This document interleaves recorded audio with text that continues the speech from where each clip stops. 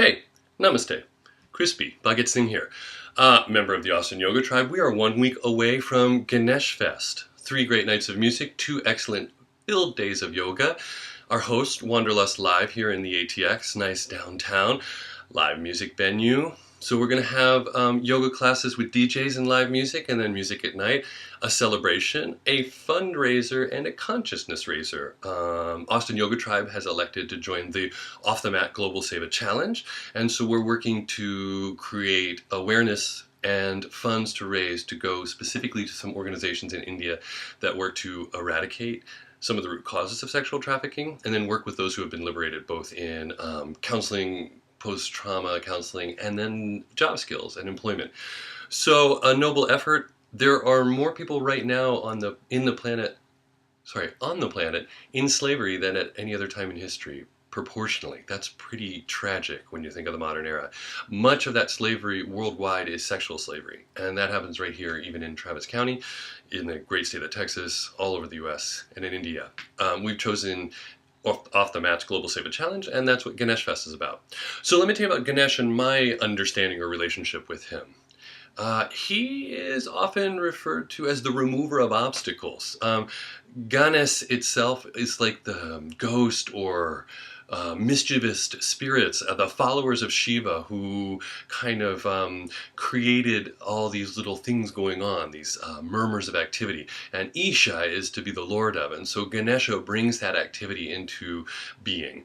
He does remove obstacles, but it's also sometimes his job to place obstacles, to give us trials and tests. The best tempered blades are both heated up and then plunged into the water. Heated up and then plunged into the water. So Ganesh may at times, while we ask him to make things easier, actually give us more obstacles. Always as a good teacher and a learner. So Ganesh is featured with several things. His belly is because he's swallowed the universe and he's full of it, and it's just so beautiful. He's full of life. So he has this huge round belly. He has in his hands, one holds something very sweet, mokada it's called, and this is to remind us that life is very sweet, and the self itself, finding that space in deep meditation, can provide us sweetness. One of his other hands is in this really beautiful abhaya, passive kind of mudra that is both a mudra of protection but also of acceptance.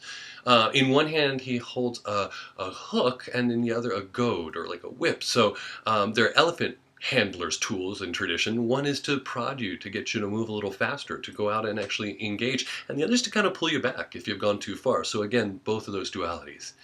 His friend, his vamana, what he rides on, or his animal vehicle, is a little mouse, showing that he makes friends with the smallest. He understands the role of nature, even the union of oppositions, because we're sometimes told mythically that mice and elephant don't get along, but in this case they do lovely. So Ganesh, he's a happy sort of guy. He's about new beginnings and excellent things. He's about testing you and trying you and seeing what you're made of and what you're going to do. So we'd love for you to come out and find out kind of what you're made of, and maybe discover some purpose in what you're going to do. We'll both pull you back in and push you out in some ways. The classes are excellent. They're collaborations between different teachers, sometimes different lineages, sometimes even 2 different studios coming together to teach, which I think is really fantastic and exciting. And so we'd like you to check it out. Go to GaneshFest on the Facebook site. You'll link to it through here. You can buy your tickets there. You can come one day, another day, the whole weekend. If you purchase the day, you get the evening's music. And if you purchase either Saturday or Sunday or the whole weekend, everybody gets Friday night's music. We'll actually have a large 3-foot brass Ganesh deity. Maybe he's even 4 feet tall. He's pretty big. And a friend of mine, Vic Vada, Vic, you should know, is also running for county tax assessor, and we need more yogis in office. Actually, there is a congruence between yoga and politics. Think about it in this upcoming election season. So Vic is going to come and do a puja on Ganesh sometime on Friday night. Stay tuned for details. It'll be a nice event. We'd love to see you there. Austin Yoga Tribe. We're just here trying to make local action to create global change. Join us in that mission, would you? Give thanks and praise. Namaste.